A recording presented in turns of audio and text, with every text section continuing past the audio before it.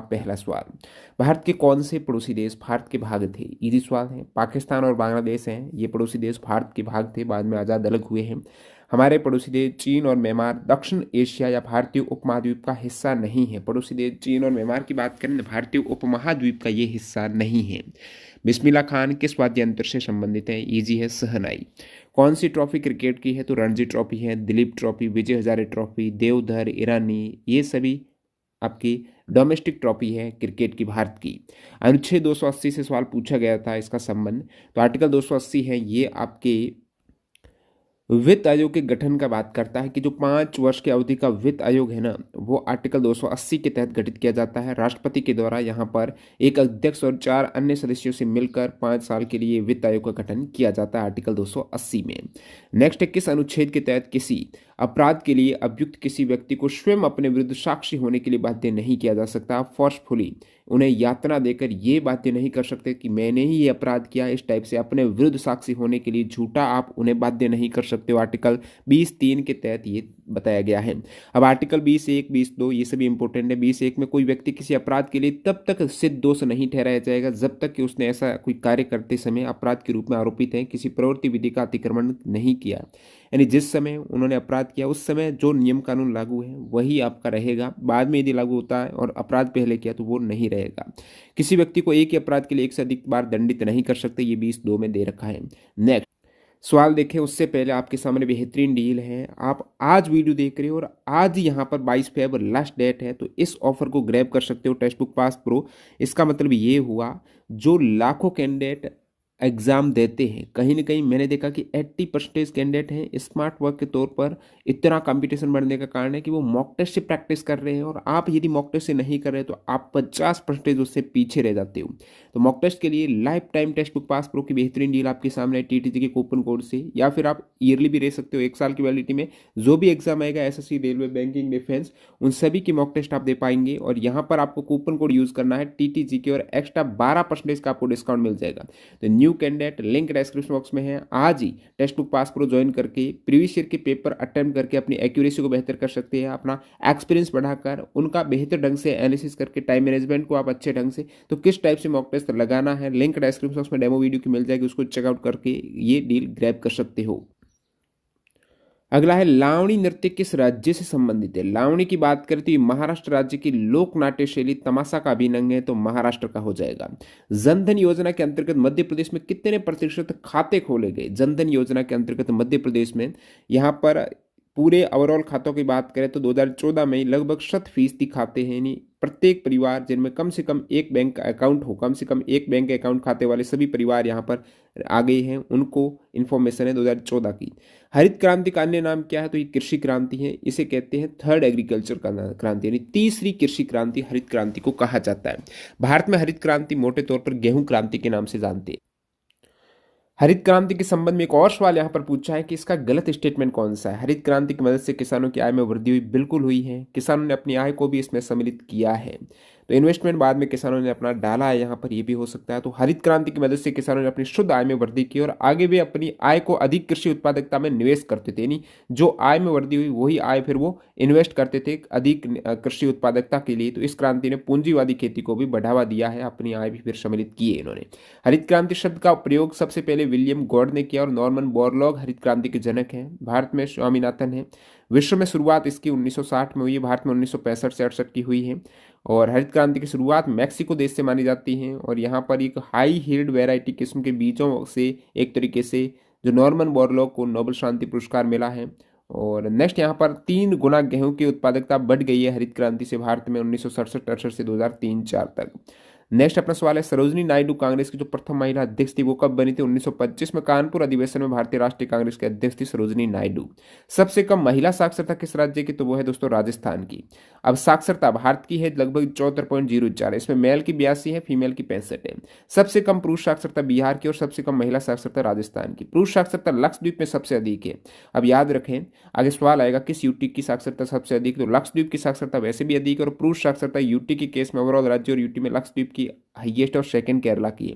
महिला साक्षरता केरल में सबसे अधिक और मिजोरम में सेकंड यहाँ पर है। 2011 की जनगणना में साक्षरता यहाँ पर हो चुकी है, और फिर केंद्र शासित प्रदेश लक्षद्वीप की साक्षरता सबसे अधिक है, बिहार की सबसे कम है। यूटी में सबसे कम महिला साक्षरता दादर नगर हवेली की है, सबसे अधिक महिला साक्षरता लक्षद्वीप की है।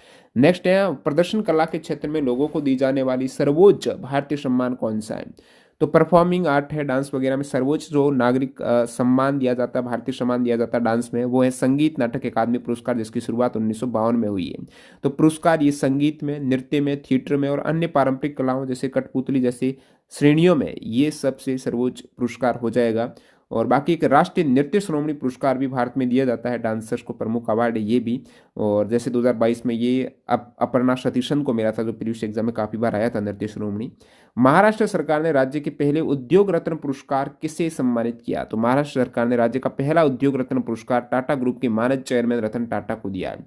अब यहाँ पर महाराष्ट्र में एक और पुरस्कार है मराठा उद्योग रत्न। तो मराठा उद्योग रत्न भी 2023 में दिया गया है, वो नीलेश भगवान सांबरे को दिया गया है।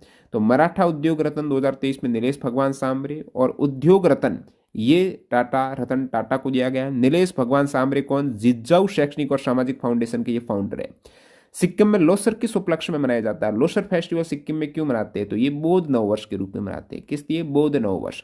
इस त्योहार के दौरान चाम नृत्य होता है, जिसमें भिक्षु बुरी आत्मा को दूर करने और आने वाले वर्ष के लिए सौभाग्य लाने के लिए यहाँ पर चाम नृत्य भी करते हैं। लोसर फेस्टिवल जो सिक्किम में है, तिब्बती फेस्टिवल है। कनिष्क ने अपने राज्य को कितने भाग में बांटा? फिर एक कैंडिडेट ने बताया हर्षवर्धन का कार्यकाल कितने क्षेत्र में था? तो ये थोड़ा अस्पष्ट सवाल आप बताना। बाकी कनिष्क के समय एक चौथी बौद्ध संगति हुई थी, जिसमें बौद्ध धर्म दो शाखाओं हीनयान और महायान में विभाजित हुआ था। किस राज्य सरकार द्वारा सामाजिक कल्याण योजना कलेगनार मगलीर उरिमाई थोगई थिट्टम लॉन्च की गई? सितंबर 2023 का करंट अफेयर्स है। तमिलनाडु सरकार की योजना जिसका नाम है कलेगनार मगलीर उरिमाई थोगई थिट्टम, इसके माध्यम से प्रत्येक महिला को प्रति माह 1,000 रुपए की मासिक सहायता है वो प्रदान की जा रही है। सापेक्षता का सिद्धांत किसने प्रतिपादित किया, जिसकी सहायता से क्वांटम भौतिकी सरल हुई? सापेक्षता का सिद्धांत है वो अल्बर्ट आइंस्टीन का है, तो ये करेक्ट हो जाएगा। अब कंटिन्यू करते हैं सेकंड शिफ्ट के सवाल। संयुक्त राष्ट्र यूएन को 3 बार संबोधित करने वाली भारत की पहली सबसे कम उम्र की महिला कौन बनी है? संयुक्त राष्ट्र यूनाइटेड नेशंस को न्यूयॉर्क में 3 बार संबोधित करने वाली भारत की पहली सबसे कम उम्र की महिला है कानून अधिकारी दीपिका देशवाल, जुलाई 2023 से। फीफा वर्ल्ड कप 2022 में विजेता और फीफा वर्ल्ड कप 2022 कहां पर हुआ? 2 ही सवाल थे। तो फीफा वर्ल्ड कप 2022 में विजेता रही है अर्जेंटीना, उप विजेता फ्रांस और तीसरे स्थान पर क्रोएशिया। और ये हुआ कहां पर है? कतर में आयोजित हुआ है। नेक्स्ट 2026 में FIFA world cup Canada, Mexico और यूएस में होगा। फीफा यानी फेडरेशन इंटरनेशनल दी फुटबॉल एसोसिएशन। मंगल पांडे को फांसी कब और किस आरोप में दी गई? मंगल पांडे को फांसी है ना, वो ईस्ट इंडिया कंपनी के खिलाफ क्रांति की शुरुआत करने वाले हैं मंगल पांडे, और इन्होंने बैरकपुर में 29 मार्च 1857 को अंग्रेज अफसरों पर हमला कर घायल किया है, और वहीं से शुरुआत हुई है एक क्रांति की। पहली गोली इन्होंने ही मारी थी मंगल पांडे ने बैरकपुर में 29 मार्च 1857 को। और मंगल पांडे 34वीं बंगाल नेटिव इन्फेंट्री बैरकपुर में तैनात थे, और इनको फांसी 8 अप्रैल 1857 को दे दी गई। नेक्स्ट है भगवान श्री कृष्ण और राधा संबंधित शास्त्रीय नृत्य कौन सा? तो 2-3 नृत्य हैं जो कृष्ण और राधा संबंधित हैं। वैसे मणिपुरी नृत्य है, भगवान श्री कृष्ण और राधा की बाल लीलाओं का वर्णन करता है। ओडिसी भी भगवान कृष्ण से संबंधित है, शक्तिवाद पर आधारित है। क्षत्रिय नृत्य भगवान कृष्ण और वैष्णववाद पर आधारित है। और मोहिनीअट्टम किस पर है? भगवान विष्णु की स्त्री अवतार को दर्शाता है मोहिनीअट्टम। बाकी चारकुला नृत्य है जो ब्रिज नृत्य है ब्रिज क्षेत्र का, इसमें भगवान राधा और कृष्ण की पूजा से जुड़ा हुआ है चारकुला। अगला सवाल है मौलिक अधिकारों का निलंबन कब होता है? जो आपातकाल, जब राष्ट्रीय आपातकाल की घोषणा की जाती है उस केस में मौलिक अधिकारों का निलंबन होता है। ये कब? जब युद्ध या बाह्य आक्रमण होता है, और वहां पर प्रावधान है अनुच्छेद 358 के अनुसार राष्ट्रीय आपातकाल की घोषणा की जाती तो यहाँ पर मौलिक अधिकार निलंबित हो जाएंगे, जिसमें अनुच्छेद 19 के तहत 6 मौलिक अधिकार स्वतः निलंबित हो जाएंगे। अनुच्छेद 19 को केवल युद्ध या बाहरी आक्रमण के आधार पर निलंबित किया जा सकता है, न कि 44वें संशोधन के बाद सशस्त्र विद्रोह के मामले में। राज्यसभा में अधिकतम सदस्य संख्या कितनी है? तो अधिकतम 250 सदस्य होंगे, जिसमें 238 राज्यों के और 12 यहाँ पर राष्ट्रपति नामांकित करते हैं। 238 तो राज्य और यूटी के, 12 राष्ट्रपति। द्वितीय पंचवर्षीय योजना किस मॉडल पर आधारित है? तो ये है महालनोबिस। प्रथम है हेरोड डोमर मॉडल पर, जिसको केंद्र राज ने वास्तुकार है प्रथम के। 5वीं पंचवर्षीय योजना का प्रारूप डीपी धर ने तैयार किया था। 8वीं पंचवर्षीय योजना है मानव संसाधन के विकास को प्राथमिकता है, जिसमें एलपीजी की शुरुआत हुई थी, उदारीकरण, निजीकरण और वैश्वीकरण की। मेक इन इंडिया पहल की शुरुआत कब हुई? मेक इन इंडिया हुई है दोस्तों 25 सितंबर 2014 को मेक इन इंडिया के 3 घोषित उद्देश्य थे उस समय। विनिर्माण क्षेत्र की विकास दर को 12 से 14% प्रतिवर्ष बढ़ाना था। 2022 तक अर्थव्यवस्था में 100 मिलियन अतिरिक्त विनिर्माण रोजगार सृजित करना था और ये सुनिश्चित करने के लिए 2022 तक सकल घरेलू उत्पाद में विनिर्माण क्षेत्र का योगदान 25% तक बढ़ जाए, तो बाद में से 2025 भी कर दिया गया था। अंकिता रैना किस खेल से संबंधित है? अंकिता रैना की बात करें तो ये टेनिस खिलाड़ी है। अंकिता रैना है टेनिस खिलाड़ी। नेक्स्ट में यहाँ पर क्रिकेट में मिड ऑफ एंड कवर के बीच का शॉट क्या कहलाता है? यहाँ पर कवर ड्राइव की बात हुई है, ये वाला कवर और मिड ऑफ के मध्य शॉट होता है ना, इसे अपन बोलते हैं कवर ड्राइव। क्या बोलते हैं? ये कवर ड्राइव हो जाएगा। इस टाइप से ये ऑफ ड्राइव है, स्ट्रेट ड्राइव है, फिर ऑन ड्राइव है, स्लॉग, पॉल, स्वीप, हुक, तो अलग अलग शॉट है। रिवर्स स्वीप इस साइड है, स्क्वायर कट है। तो ये पोजीशन है क्रिकेट में प्लेयर्स की। Mid wicket, square leg, leg sleep, sleep, गली, पॉइंट, कवर पॉइंट है, लॉन्ग ऑफ, थर्ड मैन इस साइड है। ये आपके बैट्समैन इधर है। नेक्स्ट अपना सवाल है, महाराजा रणजीत सिंह गोल्ड कप किस खेल से है? तो ये दोस्तों हॉकी का कप है। Maharaja Ranjit Singh gold cup hockey का है। जनवरी 2023 को सरकारी नौकरियों में महिला को 30% क्षैतिज आरक्षण को किस राज्य ने मंजूरी दी है? तो हॉरिजॉन्टल रिजर्वेशन 30% है महिलाओं को। ये उत्तराखंड ने जनवरी 2023 में सरकारी नौकरियों में महिलाओं को 30% क्षैतिज आरक्षण की मंजूरी दी है, उत्तराखंड। बोहाग बिहू का अन्य नाम क्या है? बोहाग बिहू को दोस्तों कहा जाता है रंगोली बिहू। क्या कहते हैं? रंगोली। बोहाग बिहू, रंगोली बिहू।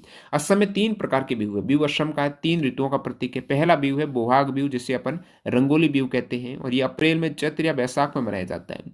दूसरा है काटी बिहू, जिसे कंगाली बिहू कहते हैं, ये कार्तिक महीने अक्टूबर में मनाते हैं। और महाग बिहू या भोगाली बिहू, ये मकर संक्रांति 14 जनवरी को मनाया जाता है, माघ माह में, जिसे भोगली बिहू भी कहते हैं। किस शहर को भारत में सिटी ऑफ जॉय के नाम से जाना जाता है? तो कलकत्ता शहर को सिटी ऑफ जॉय कहते हैं। मुंबई को city of dreams, dream city, सपनों का शहर। नासिक को भारत की वाइन राजधानी, जैसलमेर गोल्डन सिटी है। सिलिकॉन वैली भारत की बेंगलुरु है। नेक्स्ट अपना सवाल है, भामाकल्पम नृत्य रूप किस राज्य से संबंधित है? भामाकल्पम नृत्य है आंध्र प्रदेश राज्य का। और वीरानाट्यम, दापू, बूटा बोमली, लोमड़ी, ये आंध्र प्रदेश के ही है, जिसमें भामाकल्पम आंध्र प्रदेश का। भरतनाट्यम के लिए संगीत नाटक अकादमी अवार्ड किसे दिया गया? तो भरतनाट्यम में संगीत नाटक अकादमी अवार्ड 2016 का पूछा तो ये गीता चंद्रन को। 17 में रामा विद्यानाथन, 18 में राधा श्रीधर, 19 में वसुधरा दोरास्वामी, 2020 में मीनाक्षी चितरंजन, 21 में जयलक्ष्मी ईश्वर को दिया गया है। तो 21 में लेटेस्ट है भरतनाट्यम का, लेकिन पुराने ही पूछे जा रहे हैं, तो ये सभी क्लासिकल डांस का याद रखना थोड़ा टफ है। बेरियम हाइड्रोक्साइड का रासायनिक सूत्र आपको पूछा तो ये BaOH का होल ट्वाइस है, जिसे बेराइटा या बेराइटा पानी के नाम से जानते हैं। अब थर्ड शिफ्ट के देख लेते हैं सवाल। पहला सवाल, प्रधानमंत्री इंदिरा गांधी के समय कौन सी पंचवर्षीय योजना शुरू हुई थी? इंदिरा गांधी के समय 4th, 5वीं, 6ठी पंचवर्षीय योजना थी। अब पंचवर्षीय योजना और उस समय प्रधानमंत्री कौन थे ये सभी बता देता हूँ। प्रथम, दूसरी और तीसरी जो पंचवर्षीय योजना के समय जवाहरलाल नेहरू, 3 पंचवर्षीय योजना जवाहरलाल नेहरू, फिर 4th, 5वीं और 6ठी ये इंदिरा गांधी, 7वीं राजीव गांधी, 8वीं PV नरसिम्हा राव, 9वीं है अटल बिहारी वाजपेयी, फिर 10वीं अटल बिहारी वाजपेयी के साथ में लास्ट में मनमोहन सिंह है, 11वीं 12वीं मनमोहन सिंह। तो ये सभी क्लियर है। नेक्स्ट है, डंडारी गुस्साड़ी फेस्टिवल कहाँ मनाया जाता है? तो डंडारी गुस्साड़ी फेस्टिवल है ये तेलंगाना में। कहाँ है? तेलंगाना का है, आदिलाबाद में मनाते हैं डंडारी और गुस्साड़ी फेस्टिवल। डंडा नृत्य दोस्तों छत्तीसगढ़ का, यहाँ पर डंडारी पूछा तो तेलंगाना। 2023 हॉकी विश्व कप है, ये दोस्तों कहाँ पर हुआ है? 2023 में, ये 2 सवाल थे एक्चुअली कि 2023 हॉकी विश्व कहाँ पर हुए और फिर किसने जीता। 2023 men's FIH hockey world cup है, ये कलिंगा स्टेडियम भुवनेश्वर ओडिशा में हुआ है। उड़ीसा के कलिंगा स्टेडियम और Birsa Munda international hockey stadium, यानी राउरकेला में बिरसा मुंडा और कलिंगा भुवनेश्वर में। चैंपियन इसमें जर्मनी रही है, उप विजेता बेल्जियम रही। नेक्स्ट वाले, हरेली और मड्डई आदिवासी त्योहार कहाँ मनाया जाता है? हरेली और मड्डई का पूछा है तो ये छत्तीसगढ़ की फेस्टिवल है। हरेली और मड्डई आदिवासी फेस्टिवल छत्तीसगढ़ की। GST कब लागू हुआ है? 1 जुलाई 2017 को लागू हुआ है। GST बिल आया था 122वां, फिर एक्ट बना, वो 101वां एक्ट बना। 101वां एक्ट है, बिल 122वां 2014 में आया, एक्ट 2016 में बना है और इसमें राष्ट्रपति ने मंजूरी दी थी 8 सितंबर 2016 को। PbSO4 का रासायनिक नाम है लेड 2 सल्फेट। GST के अंतर्गत कौन से क्षेत्र आते हैं? GST की 4 प्रकार है, आपको पता है। एक है IGST यानी integrated GST, state GST, CGST यानी सेंट्रल GST और UT GST यानी यूनियन टेरिटरी GST। प्राथमिक GST स्लैब में 5 स्लैब है, जिसमें 0% शून्य रेटेड है, फिर 5, 12, 18, 28 है। इसके अतिरिक्त कुछ अन्य भी स्लैब हैं GST के, 3 है, 3% है, 0.25% है, गोल्ड पर जैसे 3% रहता है। 2022 में महान्यायवादी कौन थे? तो 2022 में, यदि 30 सितंबर 2022 तक की बात करूं, 2017 से लेकर महान्यायवादी अटॉर्नी जनरल के वेणुगोपाल। अब 30 सितंबर के बाद अभी वर्तमान में है वो R वेंकटरमणी। ICC यानी इंटरनेशनल क्रिकेट काउंसिल की स्थापना कब हुई? ICC की स्थापना दोस्तों 1909 में हो गई थी। 1909 में ICC का नाम था इंपीरियल क्रिकेट कॉन्फ्रेंस था और 1965 तक ये नाम रहा। फिर इंटरनेशनल क्रिकेट कॉन्फ्रेंस हो गया 1965 से, और फिर यहाँ पर 1987 के दरमियान इसका नाम चेंज करके आईसीसी इंटरनेशनल क्रिकेट काउंसिल कर दिया गया। 1956 में रुक्मिणी देवी अरुंदले को कौन सा अवार्ड दिया गया? रुक्मिणी देवी अरुंदले जो डांसर है, इनको पद्म भूषण मिला है 1956 में। संगीत नाटक अकादमी फेलोशिप इन्हें 1967 में मिली है। और रुक्मिणी देवी अरुंदले भरतनाट्यम की डांसर है। नेक्स्ट, तमिल में साधारण हलवाई को क्या कहा जाता है? हलवाई को तमिल में कहा जाता है उणवार। और भूमिहीन मजदूर जिसमें दास भी शामिल है उन्हें कडेसियार कहते हैं और अधिमाई कहलाते हैं। तमिल में बड़े भूस्वामी को विल्ला कहा जाता है। नेक्स्ट अपना है, प्रतिष्ठित पार्श्व गायिका कौन है जिन्होंने 19 भाषाओं में 10,000 से अधिक गाने गए हैं और 2023 में उन्हें पद्म भूषण अवार्ड मिला है? तो उनका हाल ही में निधन भी हुआ है। प्रतिष्ठित जो प्लेबैक सिंगर है, नहीं मूवी में जो गाना रहता है उन्हें प्लेबैक सिंगर कहते हैं, जो गाते हैं 19 भाषा में 10,000 से अधिक गाने गए हैं और पद्म भूषण मिला 2023 में। उनका नाम है वाणी जयराम। उनका एक गाना प्रसिद्ध है, बोले रे पपीहरा। नेक्स्ट अपना सवाल है, महात्मा गांधी ने 1919 में रोलेट एक्ट का विरोध क्यों किया? क्योंकि यहाँ पर अभिव्यक्ति की स्वतंत्रता जैसे मौलिक अधिकार का हनन हो रहा था, अंकुश लगाया जा रहा था अभिव्यक्ति की स्वतंत्रता पर। तो रोलेट एक्ट का विरोध 1919 में महात्मा गांधी ने इसलिए किया। भारत की स्थलीय सीमा की लंबाई कितनी है? तो वो 15,200 है। और समुद्री सीमा है 7,516.6 किलोमीटर। 2011 की जनगणना के अनुसार सबसे साक्षर केंद्र शासित प्रदेश आपको बता दिया यूटी सबसे साक्षर है लक्षद्वीप, और सबसे कम यूटी साक्षर है दादर नगर हवेली। और एक कोविड-19 की कमेटी के रिगार्डिंग था, उनके अध्यक्ष कौन थे? तो ये एग्जैक्टली क्या सवाल था बताना। अब चौथे शिफ्ट के सवाल तो पूरे नहीं मिले हैं। किस केंद्र शासित प्रदेश की साक्षरता दर सबसे अधिक है? अभी ये जो पूछा है लक्षद्वीप वाले। हॉर्नबिल महोत्सव जो किस राज्य से संबंधित? मौलिक कर्तव्य किस अनुच्छेद में है? संसद के अनुच्छेद कहाँ से कहाँ तक है? 8वीं पंचवर्षीय योजना कब से कब तक है? तो ज़्यादातर फर्स्ट शिफ्ट में डिले हो गया था, तो फिर मैंने सवाल है वो कंपाइल नहीं किए। तो तीनों शिफ्टों के यहाँ पर आपके सामने सवाल लगभग हैं, सवाल और उत्तर बता दिए हैं। और कोशिश करेंगे आने वाले अभी जो जीडी के एग्जाम होंगे सभी शिफ्ट की आपको एक साथ देने की। तो चैनल को सब्सक्राइब करके बेल आइकन हिट कर देना। न्यू कैंडिडेट हैं, वो टेक्स्ट बुक से जुड़ना चाहते हैं, अपनी तैयारी को नेक्स्ट लेवल तक ले जाना चाहते हैं, रैंक हासिल करना चाहते हैं, स्मार्ट तरीका अपनाना चाहते हैं, तो टेक्स्ट बुक से जुड़ सकते हो। अभी आज लास्ट डेट है ऑफर की टीटीजी के कूपन कोड से। यहाँ पर लाइफ टाइम का अब तक का सबसे बेहतरीन डील उस पर चल रही है कि लाइफ टाइम टेक्स्ट बुक पास पर अच्छा सा ऑफर मैंने नहीं देखा। तो टीटीजी के कूपन कोड यूज़ करके उसको ग्रैब कर सकते हो। लिंक डिस्क्रिप्शन बॉक्स में। मिलते हैं नई वीडियो में। Bye bye.